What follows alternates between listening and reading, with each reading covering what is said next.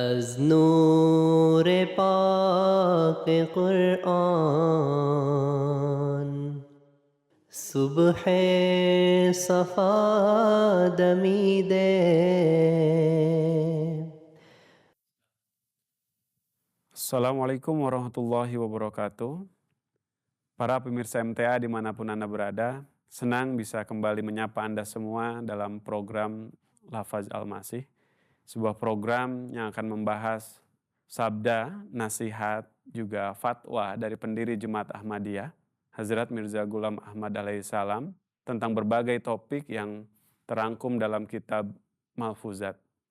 Bersama saya, Harpan Ahmad, dan juga narasumber kita, Maulana Dili Sadili Fadal Ahmad. Dalam 25 menit ke depan, kita akan membahas satu topik yang sangat menarik, yaitu syirik dan baiat. Namun, seperti biasa, sebelum kita mulai bahasan kita, terlebih dahulu kita sapa narasumber kita. Assalamualaikum, Pak Dili. Waalaikumsalam warahmatullahi wabarakatuh. Mana kabar, Pak? Sehat. Aktivitas juga lancar, Pak? Alhamdulillah. Ya, alhamdulillah. Baik Maulana, sebagaimana tadi ya sudah disampaikan bahwa tema kita kali ini adalah tentang syirik dan baiat. Ya, tentu tema yang sangat penting untuk kita ya para Ahmadi simak secara seksama ya, karena keberadaan kita dalam jemaat ini kan punya tujuan ya, bahwa kita ingin supaya kerohanian kita yaitu senantiasa terbimbing ya. Maka tema terkait dengan baiat ini menjadi suatu hal yang penting dipahami oleh setiap Ahmadi. Sedikit mungkin saya sampaikan ya prolog terkait tema kali ini, bahwa pada tanggal 5 Februari 1903 ya, Hazrat Masih Maud alaihissalatu wassalam setelah menerima baiat dari beberapa orang ketika itu ya, maka pasca prosesi baiat ya, beliau memberikan nasihat kepada para mubayyi'in baru dan juga kepada para Ahmadi lama yang menyaksikan peristiwa baiat itu tentang syirik dan baiat. Nah, maka mungkin sebagai pertanyaan pembuka, Pak, apa baiat itu dan apa urgensi dari baiat itu sendiri, Pak? Ya. Assalamualaikum warahmatullahi wabarakatuh. Waalaikumsalam. Kalau kita menyimak dari sabda Hadrat Masihil Maud alaihissalam dalam kitab Malfuzat, itu banyak sekali beliau membahas tentang hakikat baiat dan syirik gitu ya. Kalau kita kembali kepada akar masalahnya, beliau juga menjelaskan bahwa baiat itu adalah salah satu rukun di dalam Islam. Artinya ketika dia menyatakan menjadi seorang yang beriman, maka pintu gerbang pertamanya adalah baiat. Di dalam Al-Quran kita akan banyak mendapati firman-firman Allah Subhanahu wa Ta'ala tentang baiat. Salah satunya di dalam firman Allah di surah Al-Fat. Di situ Allah berfirman, alladzina yubayyi'unaka innama yubayyi'unallah yadullah fawqa aydihim. Hakikatnya baiat, ayat yang Allah firmankan kepada junjungan mulia Rasulullah SAW ini adalah peristiwa ketika Hadrat Rasulullah disuruh Allah Subhanahu wa Ta'ala untuk mengambil baiat sahabat-sahabatnya. Dan yang kita kenal pada saat itu, yang baiat pertama adalah sahabat setianya Hadrat Abu Bakar. Ketika beliau mengetahui bahwa Rasulullah mendapatkan wahyu, beliau bertanya kepada Rasulullah, apakah engkau seorang utusan Tuhan? Beliau menjelaskan panjang lebar, dan Hadrat Abu Bakar mengatakan, saya tidak perlu penjelasan, saya hanya membutuhkan pengakuan apakah engkau seorang utusan Tuhan. Maka ketika Abu Bakar tiga kali beliau bertanya, apakah engkau sebagai utusan Tuhan? Maka Rasul menjawab, iya, saya adalah orang yang diutus Allah Subhanahu wa Ta'ala. Maka Abu Bakar serentak mengatakan, mata yadaka, ulurkan tangan engkau. Jadi hakikat baiat ini sejatinya umat Islam harusnya paham dari awal bahwa pintu gerbang pertama menjadi seorang muslim adalah baiat. Karena baiat harfiahnya kan baya'ayu bai'atan. Artinya menjual diri kepada Allah Subhanahu wa taala. Di ayat yang lain Allah berfirman, "Innallaha ashtara minal mu'minina anfusahum wa amwaluhum." Sungguh aku, kata Allah, telah membeli dari orang-orang beriman itu harta dan jiwa raganya. Jadi baiat ini urgen. Baiat ini sangat penting bagi orang-orang yang mendeklarasikan iman kepada Allah Subhanahu wa taala. Jadi baiat itu sama dengan sumpah setia. Baiat itu pernyataan dari seorang yang menyatakan beriman kepada Allah untuk setia, patuh dan taat terhadap setiap apa yang menjadi perintah Allah Subhanahu wa taala. Itu urgensinya. Jadi kalau kita masuk Islam tanpa melalui ikatan baiat, nanti ketika melaksanakan perintah Allah pasti akan asal-asalan, tidak akan all out, tidak akan dia maksimal melaksanakannya karena dia tidak pernah ikrar kepada Allah Subhanahu wa taala. Jadi ketika ucapan asyhadu alla ilaha illallah itu kan ikrar. Nah, ikrar ini harus diwujud nyatakan dalam bentuk baiat itu tadi. Maka sunnahnya Rasulullah SAW itu mengambil baiat ketika orang masuk Islam. Sehingga Nabi Muhammad SAW dengan cukup tegas mengatakan kan, man mata laisa fi unukihi bai'atan qad mata maitatan jahiliyah. Jadi orang yang tidak terkalungkan baiat di pundaknya, Nabi bersabda dia matinya mati jahiliyah. Karena naudzubillah summa naudzubillah. Ini salah satu urgensi dari baiat itu. Ya. Baik Maulana, jadi sangat jelas ya bahwa baiat ini memiliki kaitan yang demikian erat terkait dengan keimanan, terkait dengan keruhanian. Nah, maka kemudian pertanyaan berikutnya Maulana, bagaimana cara agar kemudian baiat ini bisa memenuhi kebutuhan rohani kita? Ya, karena ada orang yang ikrar tapi kemudian acuh, abai terhadap janjinya. Nah, maka jadi, bagaimana gitu Pak baiat ini? Hadrat Masih Maud Salam itu menganalogikan dalam kitab itu seperti manusia dalam keadaan lapar.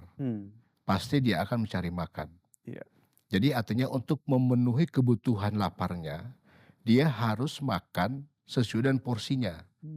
Gitu. Jadi kata beliau, tidak akan mungkin orang yang sedang lapar hanya bisa makan sekerat roti dengan setetes air. Itu sesuatu yang mustahil akan memenuhi rasa laparnya, menuntaskan rasa laparnya. Jadi dia itu harus makan sesuai dengan porsi yang dibutuhkan oleh keadaan tubuhnya. Nah kalau dalam keadaan lapar dia hanya tadi makan seadanya atau sekat roti misalnya hanya untuk, tidak akan mungkin terpenuhi rasa laparnya. Nah demikian pula kata beliau dengan hal kerohanian manusia. Sama bahwa manusia itu juga kerohaniannya itu membutuhkan supply, membutuhkan makanan. Nah oleh karena itulah ibadah-ibadah yang telah diteladankan oleh junjungan mulia Nabi SAW itu adalah salah satu bentuk pemenuhan hak-hak rohaninya. Jadi ketika manusia dalam keadaan lapar rohaninya, maka dia harus memenuhi hak itu dengan ukuran atau porsi yang sesungguhnya. Jadi tidak bisa begini misalnya kita tadi makan dengan hasil atau cukup, tidak akan bisa seperti itu. Jadi tidak bisa manusia yang ingin memenuhi kebutuhan rohaninya dengan asal-asalan. Sholat asal-asalan, ngedoa asal-asalan, zikir asal-asalan. Yang penting menggugurkan kewajiban. Tidak seperti itu. Maka beliau katakan hakikat dari baiat ini adalah untuk memenuhi kebutuhan rohani manusia yang hari ini sedang merana. Dan banyak di antara umat Islam yang tidak melakukan itu. Maksudnya tidak memakan makanan rohaninya ini sesuai dengan porsinya. Maka masih menyaksikan kita manusia saat ini yang sholat tapi tidak ada dampak dari sholatnya. Ada orang yang berulang-ulang ke haji tapi tidak berdampak dari hajinya itu. Ada yang juga dipamerkan dengan sodakohnya tapi juga tidak ada dampak dari sodakoh ini. Kenapa? Karena beliau katakan standar yang dia pakai tidak memenuhi syarat. Dia harus ada standarnya. Ada standar yang ditentukan oleh Subhanahu wa taala untuk mencapai pada titik di mana dia itulah yang dibutuhkan. Jadi rasa kenyang gitu. Itulah maksudnya seperti jasmani tadi. Kalau dia makan sepiring nasi dengan segelas air, dia pasti akan memenuhi rasa kenyangnya. Pemakan rohani pun sama seperti itu kata beliau. Jadi penuhi haknya, sesuaikan dengan porsinya agar kebutuhan rohani manusia itu tercukupi. Nah, itu sejatinya yang harus dilakukan bagi orang-orang yang telah menempuh jalur baiat itu. Jadi kata beliau kan, kalau baiat hanya di mulut, hanya diucapkan dalam ikrar, Betul. itu tidak ada gunanya apa-apa. Gitu. Hakikat dari baiat sejati kamu adalah teguh dalam apa yang kamu ikrarkan dan berjuang sekuat tenaga untuk memenuhi hak-hak baiat itu. Karena di dunia ini kata beliau, setiap benda mempunyai nilai. Iya. Misalnya kalian punya harta benda, hanya 1 sen, satu uang recehan, atau sebatang kayu. Tentu kamu akan menyimpan barang ini di tempat yang tidak perlu di tempat-tempat yang tersembunyi. Kenapa? Tidak punya harga. Hmm. Tidak ada juga orang yang mau curi. Tetapi kalau kita punya sebutir berlian atau mungkin perhiasan yang berharga, itu disimpan di tempat-tempat yang sangat safety, Tersembunyi. sangat yang luar biasa. Kenapa? Karena tadi pasti ada orang yang menginginkannya. Nah, yang menjadi heran beliau katakan, ada orang-orang yang mengaku beriman, yang telah baiat, yang kalau kamu tahu nilai baiat ini harganya Allah SWT sedemikian luar biasa tingginya, tapi disayangkan oleh orang hari ini, nilai baiat ini menjadi tidak berharga. Kenapa? Mereka tidak menghargai nilai baiat itu. Gitu. Padahal ketika mereka menjaga harta bendanya yang berharga itu sedemikian luar biasa, tetapi memperlakukan imannya tidak seperti dia memperlakukan barang yang dia miliki. Gitu. Oke, jazakumullah Pak, penjelasannya sangat gamblang sekali ya. Namun seperti ini Pak, dalam hal kerohanian ini kan Iya. mesti ada pasang surut dalam keimanan ya. Terkadang manusia itu demikian lurus, demikian taat, demikian rajin ya dalam memenuhi kewajiban-kewajibannya. Namun ada juga masa di mana terkadang manusia itu lalai ya dan mungkin apatis dalam menjalankan kewajiban. Maka bagaimana ya nasihat yang bisa kita berikan kepada orang-orang yang berada dalam zona itu supaya bisa dia stabil dalam menjaga keimanannya? Iya. Nah, beliau juga memberikan sebuah analogi, di mana di dalam Al-Quran dikatakan orang yang tidak melaksanakan satu perintah itu sama dengan orang yang tidak melaksanakan semua perintah. Wah. Jadi kesimpulannya gini, ketika ada perintah 4 misalnya, itu tidak bisa itu dicicil satu aja dulu. Bisa sholat misalnya, kalau bisa ada sholat, ada zakat, udahlah sholat aja dulu. Sholatnya mesti ini aja dulu. Sepertinya tidak seperti itu. Jadi semuanya harus dilaksanakan dengan maksimal dan sempurna.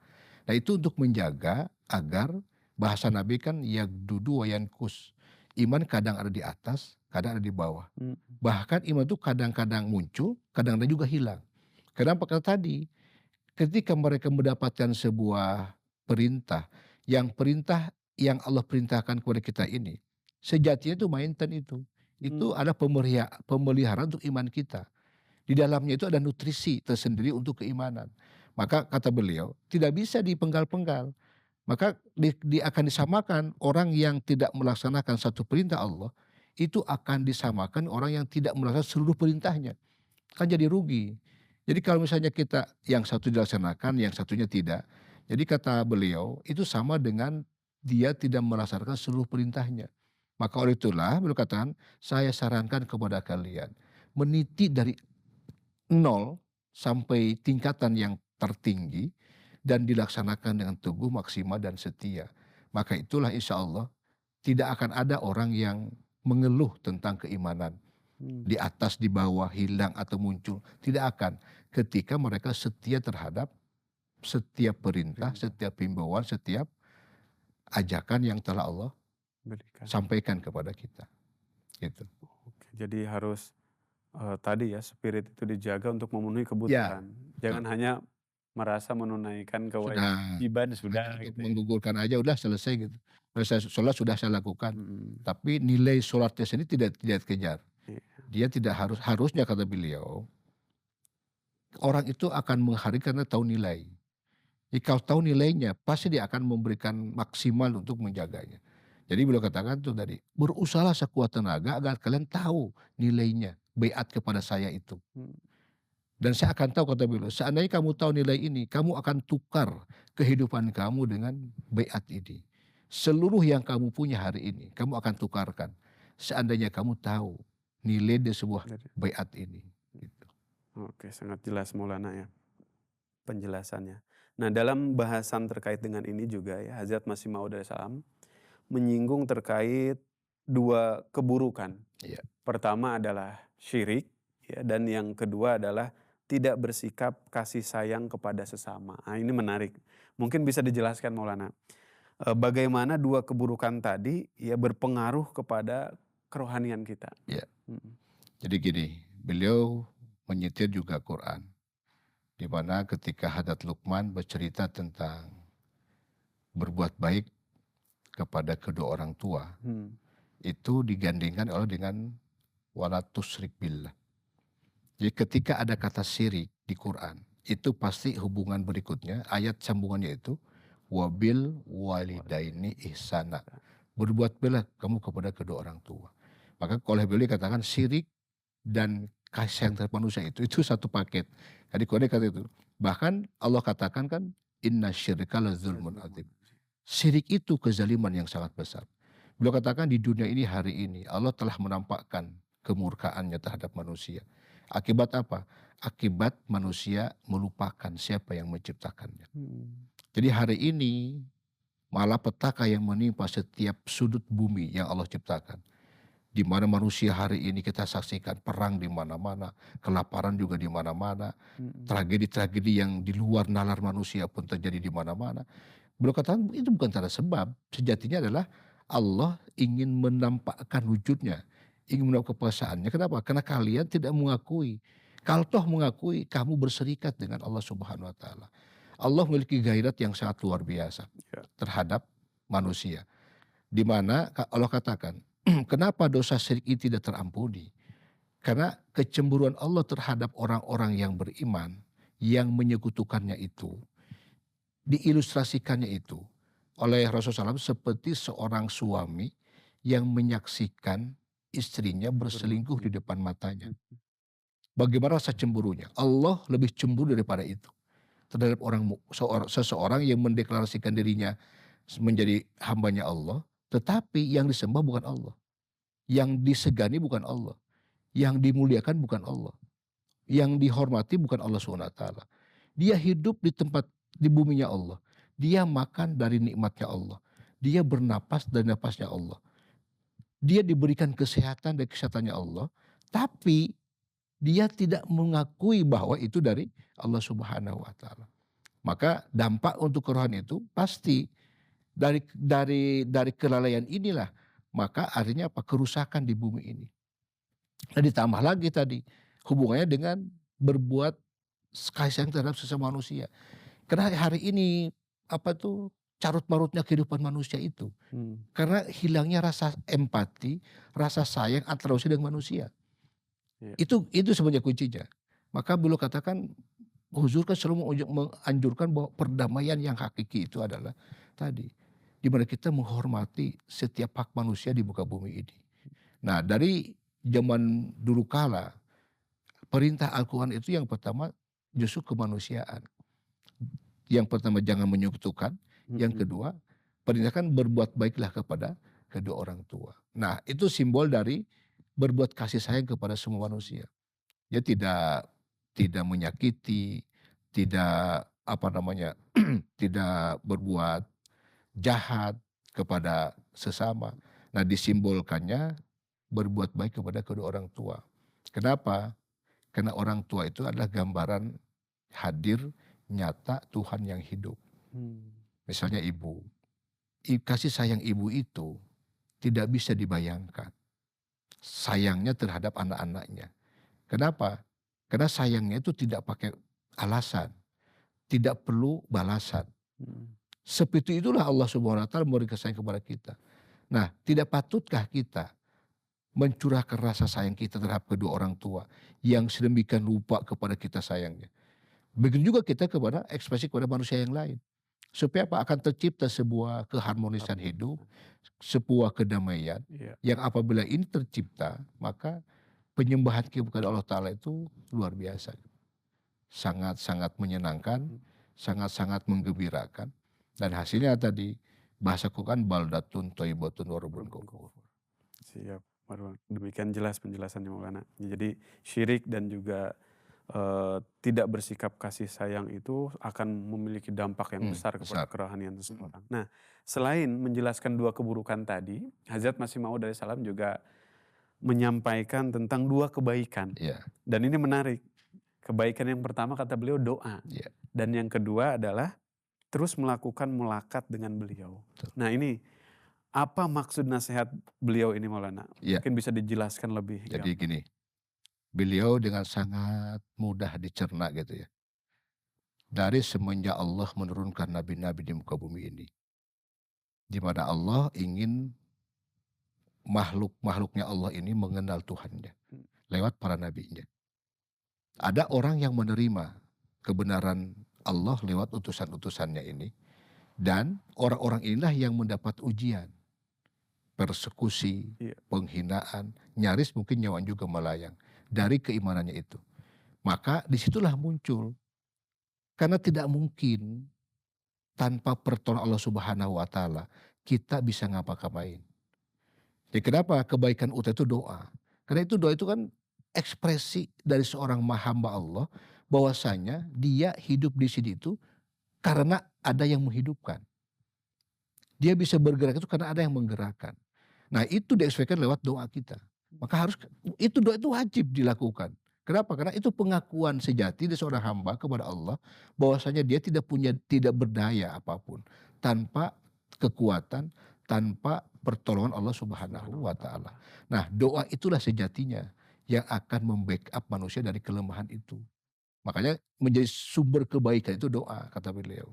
Karena setiap orang yang beriman kepada Nabi, besar atau kecil, sering atau tidak, dia akan dihadapkan kepada ujian itu. Nah, kita rasakan semuanya bahwa orang beriman itu pasti akan mendapat ujian. Nah, supaya dia mampu melalui ujian-ujian yang dahsyat ini, maka kata Allah backup dengan doa. Mintalah kamu kepada saya. Karena hakikatnya, karena saya yang menyuruh kamu, maka tentu saya juga menyediakan sarana untuk memberikan pertolongan kepada kalian. Tapi kamu mohon, kamu minta kepada saya. Kenapa? Yang pertama saya ingin tahu sejauh mana kamu kesetiaan kamu. Yang kedua tadi, apakah kamu itu orang-orang yang sadar gitu bahwa hidup kamu itu bukan punya kamu, kekuatan kamu juga punya kamu, sejati dari Allah Subhanahu wa Ta'ala. Itulah doa. Nah yang berikutnya, kenapa harus bertemu dengan para utusan Tuhan? Karena satu-satunya manusia di muka bumi ini yang telah mengenal Tuhannya yang sempurna adalah utusan Tuhan. Jadi intinya gini, kalau kita ingin punya daya magnet, maka kita harus nempel dengan magnetnya. Ya, analogi yang paling mudah, paku ditempelkan di magnet. Harus digosok-gosok, ditempelkan aja. Sebulan aja, copot pakunya. Magnetnya akan nempel pada paku ini. Daya magnet yang ada magnet itu akan pindah ke paku walaupun mungkin tidak sekuat magnet sendiri. Nah hakikat mulakat para utusan Tuhan itu untuk mendekatkan, untuk mentransferkan daya kuati kursiah para utusan Tuhan kepada murid-muridnya. Maka dari semenjak Adam sampai kita hari ini, sejatinya kenapa Allah mengutuskan para nabi itu?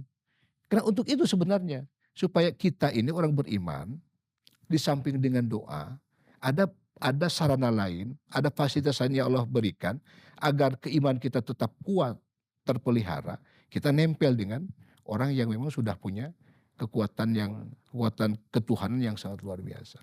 Sebenarnya itu hakikatnya. Baik, mungkin pertanyaan terakhir Maulana bisa dijawab secara singkat.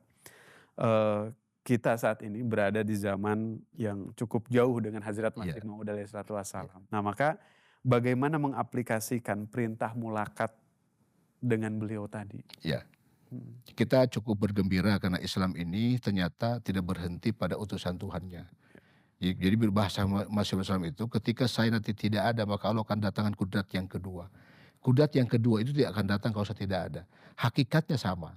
Karena yang akan datang itu adalah pelanjut dari misi dari utusan Tuhan yang pertama Allah utus.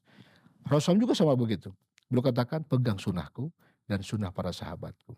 Karena beliau sadar bahwa beliau sehebat apapun kerohaniannya, beliau manusia yang dibatasi oleh waktu dan kesempatan. Jadi artinya beliau itu manusia yang akan pada akhirnya akan sama seperti manusia yang lain. Dia akan ada batasan waktu hidupnya. Nah oleh karena itulah Allah titipkan oleh beliau. Maka setelah aku tidak ada, nanti ada yang melanjutkan saya. Kalau zaman Rasul kan Khalifat Rasyidin. Maka mendekat kepada para khalifahnya itu linier dengan mendekat kepada Rasulullah SAW. Hari ini Masih Maud sudah tidak ada, cukup lama. Tetapi beliau katakan, aku tidak ada, Allah akan datangkan kudratku yang kedua. Jadi pada khalifah-khalifahnya. Jadi ketika kita mendekat kepada khalifahnya, sejatinya linier mendekat kepada hadrat Masih Maud alaihissalam. Makanya beliau perintahkan, banyak-banyaklah kamu berjumpa dengan saya. Agar tadi keimanan terus terjaga, terpelihara. Baik Maulana, jazakumullah jaza. Penjelasannya sangat luar biasa, semoga menjadi hasanah ilmu bagi kita semua. Baik para pemirsa MTA dimanapun Anda berada, kiranya demikian bahasan kita pada kesempatan kali ini. Saya Harpan Ahmad bersama kru yang bertugas pada hari ini izin undur diri. Assalamualaikum warahmatullahi wabarakatuh. Waalaikumsalam. از نور پاک قرآن صبح صفا دمیده